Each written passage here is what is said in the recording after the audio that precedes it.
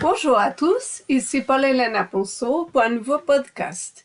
Et aujourd'hui, on va vous parler de comment l'humain est tombé dans la fausse création.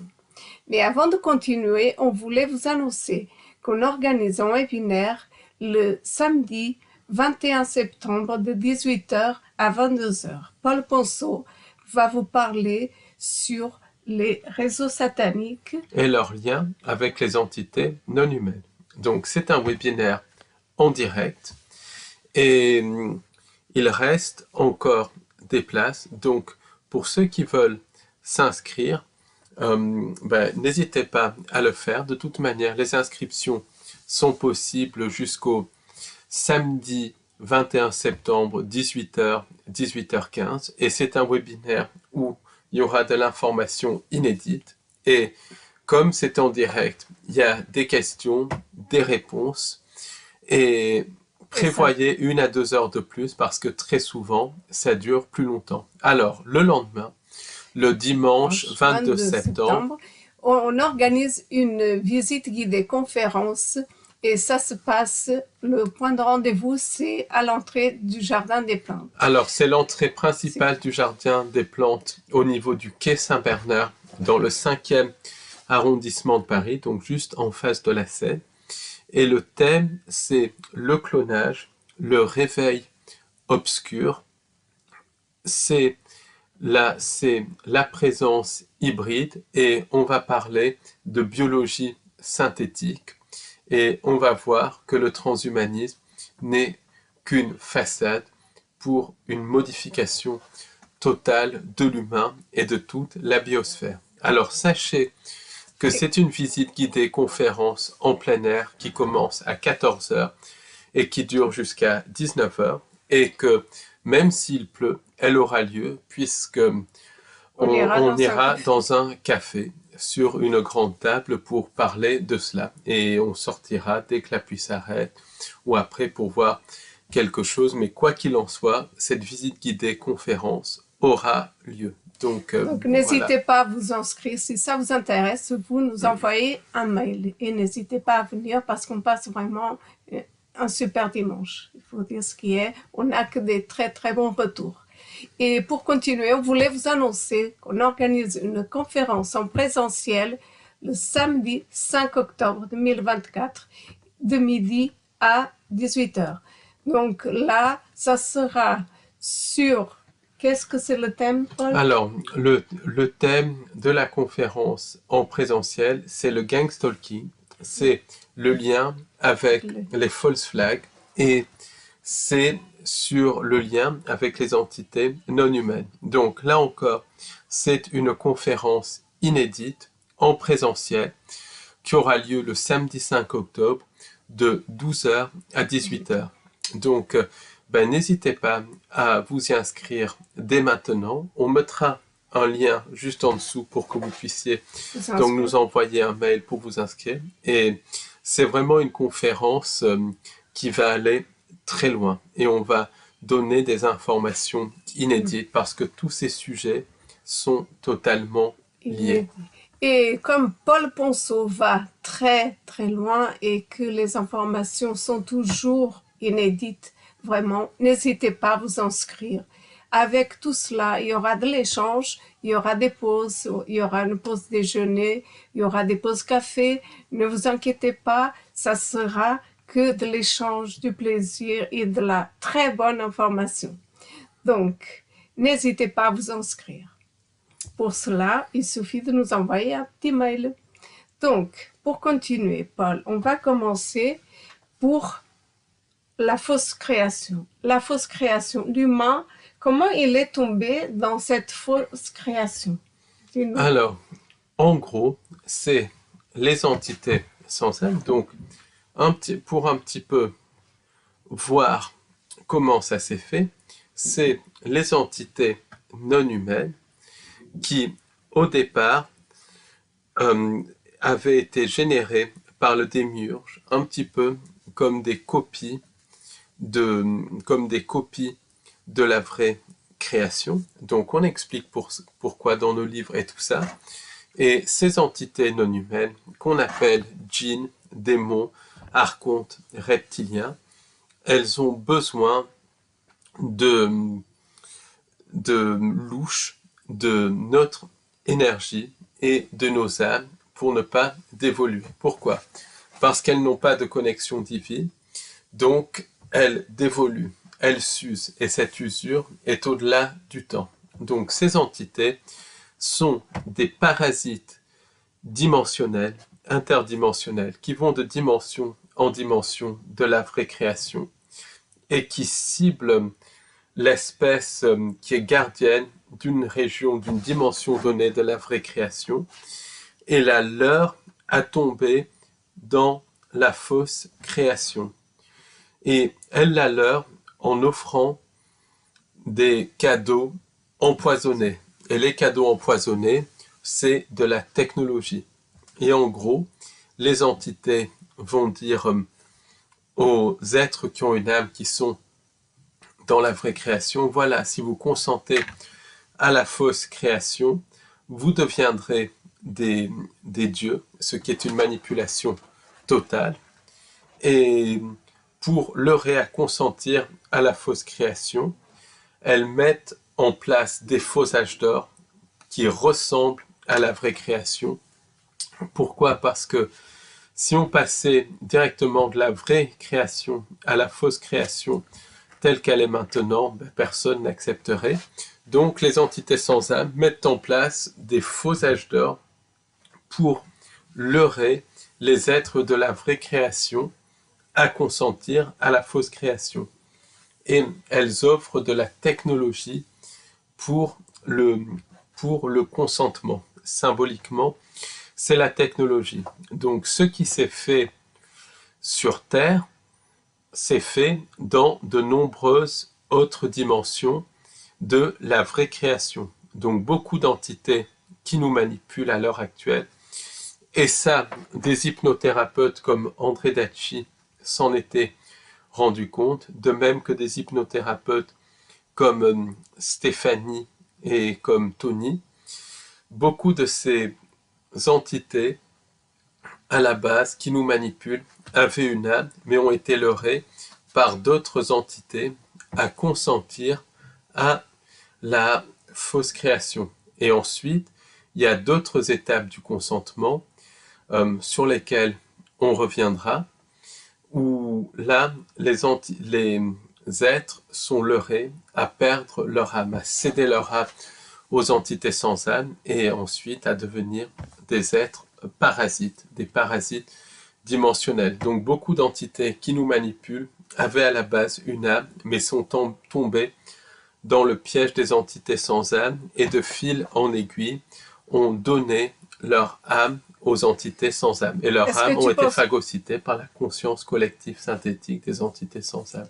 Est-ce que tu penses que ces entités avaient une âme ou c'est des entités sans âme? Il y a des entités sans âme qui sont générées, copiées directement par le démiurge. C'est ce qu'on appelle dans la littérature les démons, les djinns et les archontes. Mais il y a des entités qui à la base avaient une âme, mais ont consenti à la fausse création, et de fil en aiguille ont consenti à la fusion avec la machine, et même à la modification totale de leur forme physique et à la perte de leur âme. Et c'est des entités qu'on appelle les entités reptiliennes essentiellement, mais aussi des entités qui sont censées appartenir à la confédération galactique et tout ça, des insectoïdes et tout ça. C'est toutes ces entités.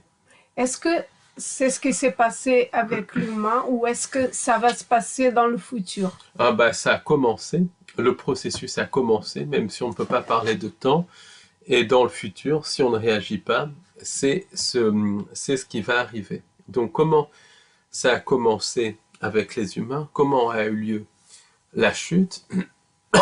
Les entités sans âme donc ont approché. Alors j'utilise des termes terrestres parce que là on parle en termes d'autres dimensions, donc c'est peut-être un peu simpliste, mais il faut rester simple. Donc les entités sans âme ont approché de la région Terre de la vraie création. dans la région terre de la vraie création, l'humain, et peut-être d'autres humanités, étaient les gardiens de toutes les formes de vie, donc des animaux et des végétaux, et à un niveau même des minéraux.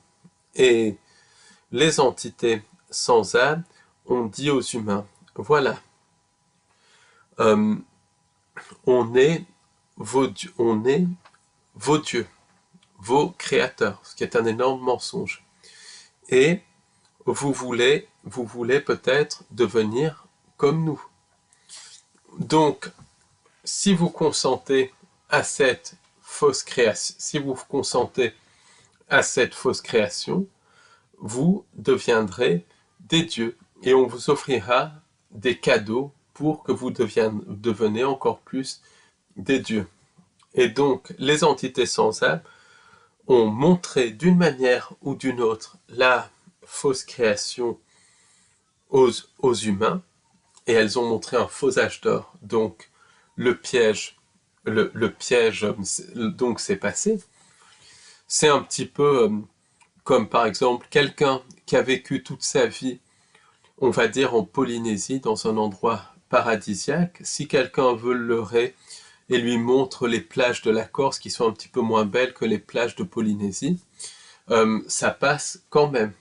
Voilà. Par contre, s'il lui montrait un quartier miteux de Paris ou quelque chose de délabré, ça passerait pas. Mais s'il montre les plages de la Corse, ça passe. Et ensuite, les entités, donc, elles ont montré aux humains de la vraie création la fausse création, mais un faux âge d'or sur lequel on va revenir. Puis elles ont dit, voilà, vous consentez à ça, on vous offrira de la technologie. Et mais là, il y a eu le consentement. Et l'humain est tombé dans le piège, ou en tout cas une partie de l'humanité est tombée dans le piège. À partir du moment où un certain pourcentage de l'humanité tombe dans le piège, il y a une espèce de vortex qui se forme, et toute l'humanité tombe dans la fausse création, et est ensuite incarnée, réincarnée par les entités sans âme. Donc il y a eu déjà le consentement. Quand on parle consentement, il y a déjà eu parce qu'il y a plusieurs étapes de consentement. Il y a une étape du consentement. Est-ce qu'il y a eu le consentement principal? Il y a eu un consentement principal, mais il y en a d'autres qui vont arriver. On va en parler. On va en parler maintenant. Donc la chute de l'humain a entraîné la chute des animaux, des végétaux et des minéraux, puisque l'humain était le gardien de ces formes de vie. Ça a entraîné aussi un vortex qui a aspiré, pour simplifier, les âmes de la vraie création vers la fausse création. Dans la fausse création, les entités sans âme ont enfermé l'humain, les animaux et les végétaux dans une réalité holographique, programmable, et elles ont mis en place le temps pour manipuler les humains. Donc, vous allez me demander comment les entités sans âme ont manipulé les humains de la vraie création, comment elles sont montrées aux humains de la vraie création, puisque la vraie création est au-delà de la vibration, et les entités sans âme vibrent très bas, donc c'est pas possible qu'elles se manifestent. Elles se sont manifestées par les pensées intrusives. Elles ont utilisé le plan mental qui quelque part est commun à tout l'univers, à toutes les dimensions, le plan de la pensée, pour court-circuiter les pensées des humains de la vraie création et leur montrer par les pensées des images de la fausse création. Donc, ces pensées, c'est par les pensées intrusives. Et c'est pour ça que les pensées intrusives, même en vibrant très haut, c'est la seule manière que les entités sans âme peuvent nous atteindre, c'est les pensées intrusives. Donc, c'est pour ça qu'il faut vraiment connaître ses pensées et connaître ce qui vient de soi et ce qui vient de l'extérieur, parce que c'est la méthode utilisée par les entités sans âme pour manipuler. C'est ce qui s'appelle les pensées intrusives. Est-ce que si ça serait par ce biais-là, elles auraient jamais pu nous manipuler, ces entités sans âme? Sans les pensées intrusives, elles n'auraient pas pu à cause de la différence de vibration. Donc pour moi, la chute s'est faite par l'intermédiaire des pensées intrusives. Donc une fois que l'humain est tombé dans ce qu'on peut appeler la fausse création, dans la fausse création, l'humain est tombé dans un espèce de faux âge d'or, au moins une partie de l'humanité. Et ce faux âge d'or, c'est ce qui s'appelle la Tartaria. Ça a aussi le nom d'Atlantide, de Lémurie et tout ça. Et la Tartaria, c'était une civilisation globale qui était un faux âge d'or. Et dans nos visites guidées, justement, dans Paris, on voit les traces de cette Tartaria absolument partout. Qui est très beau. Il y a c'était très beau, mais pourtant c'était la fausse création. Mais on voit les traces de la Tartaria un petit peu partout. Par exemple, il y a des cathédrales qui sont censées avoir été construites il y a plus de 1000 ans, comme Notre-Dame. C'est impossible qu'elles aient été construites à cette époque-là. Beaucoup de bâtiments, comme la mairie du 10e à Paris, par exemple, sont tellement bien faits, tellement très finement ciselés et tout ça, que c'est pas possible que ça a été construit, que la version officielle soit vraie. C'est pareil pour l'hôtel de ville. Même les rosaces dans les cathédrales et les églises, les peintures et tout ça, ça a été construit par des fréquences. C'est quelque chose d'extrêmement beau. Et même à la base, dans le faux âge d'or, c'était déjà un faux âge d'or. Les églises et tout ça étaient des bâtiments qui étaient utilisés pour soigner, qui étaient utilisés pour guérir. Donc, il y a un peu les traces un peu partout de cette Tartaria. Il y a les traces aussi au niveau des pyramides d'Égypte. Donc, il y a un travail de Roxoker, par exemple, qui a été fait il y a quelques années avant qu'il ne tombe du reste dans le Q et tout ça, qui montre très bien que les pyramides sont beaucoup plus récentes qu'on ne le dit. De même, il y a des pyramides absolument énormes qui ont été découvertes dans la mer du Japon, mais énormes, qui ont été explorées par Graham Hancock. Et il y a aussi des pyramides qui ont été découvertes en Bosnie-Herzégovine et un petit peu partout. Donc il y en a qui disent que la Tartaria c'est beaucoup plus récent que l'histoire officielle, d'autres qui disent que c'est beaucoup plus ancien. En fait, comme la timeline a été manipulée, c'est très difficile de savoir de quand ça date. Toujours est-il qu'il y avait ce faux âge d'or. Et ce faux âge d'or, les technologies offertes, c'était essentiellement des énergies libres et les espèces de paratonnerres ou disons de pointes qui sont présentées comme des paratonnerres avec une boule à la base, c'était des systèmes pour récolter l'énergie libre. Et du reste, tout laisse à penser que cette énergie libre est encore récoltée et utilisée par les soi-disant élites de la société.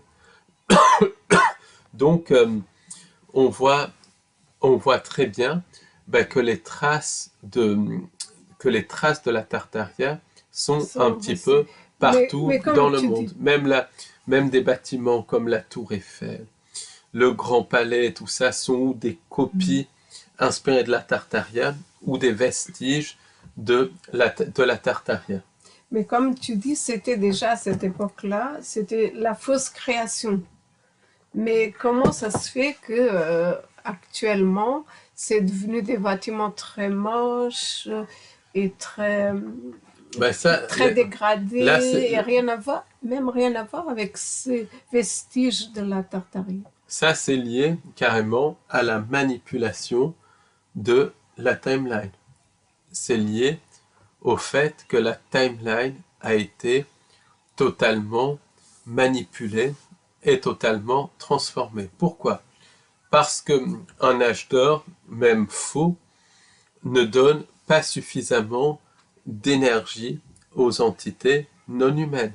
Donc c'est très logique qu'à un moment, puisqu'elles se nourrissent de notre énergie émotionnelle. Donc à un moment donné, les entités sans âme ont commencé à créer le chaos parmi les humains pour récolter les énergies émotionnelles. Comment elles ont fait pour créer le chaos?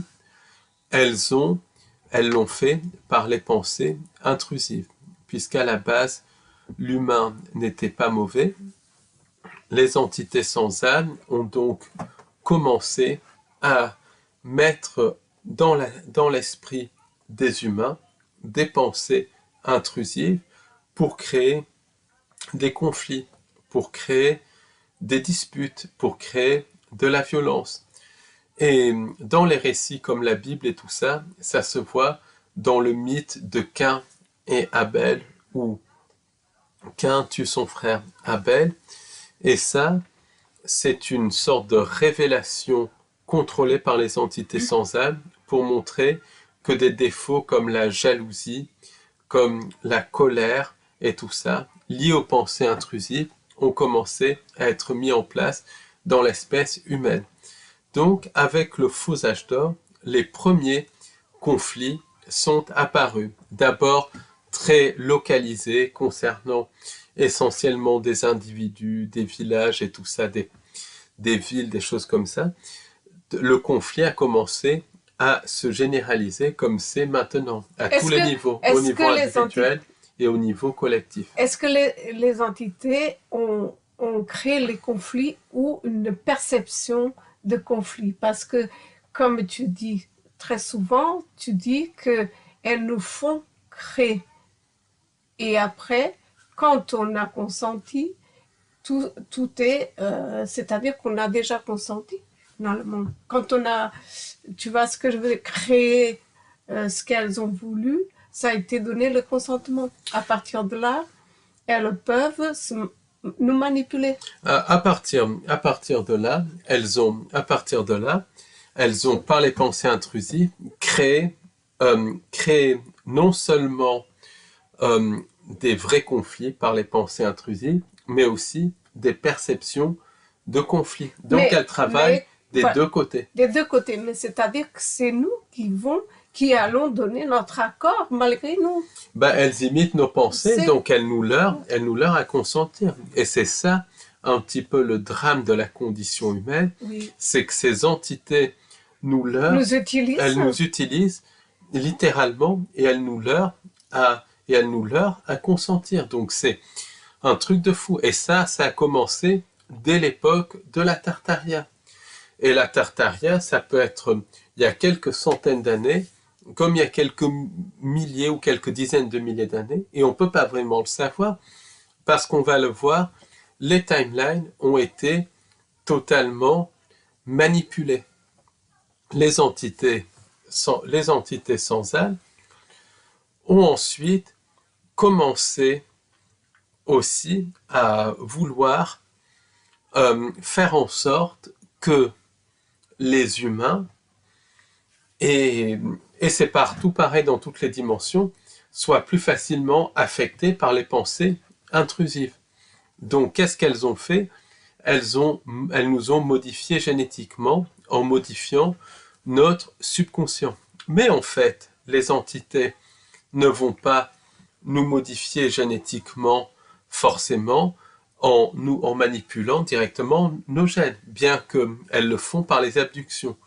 Mais quand c'est des modifications génétiques qui touchent toute la population, les entités sans âme modifient l'environnement, la structure électromagnétique de la fausse création. Et comme on fait partie de la fausse création, la modification de la structure électromagnétique de la fausse création va forcément agir sur notre ADN. Donc, elles ont modifié l'ADN humain en modifiant la vibration de la fausse création, en reprogrammant la fausse création, parce que la fausse création fonctionne comme un jeu vidéo. Autrement dit, elles ont fait baisser la vibration de la fausse création. Cette baisse de la vibration a entraîné la modification de l'ADN humain et de toutes les formes de vie, et ça a entraîné la mise en place du subconscient. Et c'est par l'intermédiaire du subconscient que les entités ont beaucoup plus accès à nous. Par le subconscient modifié, elles ont beaucoup plus accès à nous via les pensées intrusives. Cette modification aussi de la réalité, cette modification de ce qu'on peut appeler la matrice, a commencé aussi à réduire l'espérance de vie de l'humain. Parce qu'au début, l'humain était immortel ou vivait très longtemps, et cette modification de la matrice et donc de notre ADN a réduit notre espérance de vie. Ça a déclenché le programme de mort qui est un programme lié au temps. Donc maintenant, si vous souhaitez continuer, je vous invite à cliquer sur le lien juste en dessous de ce podcast et à vous inscrire.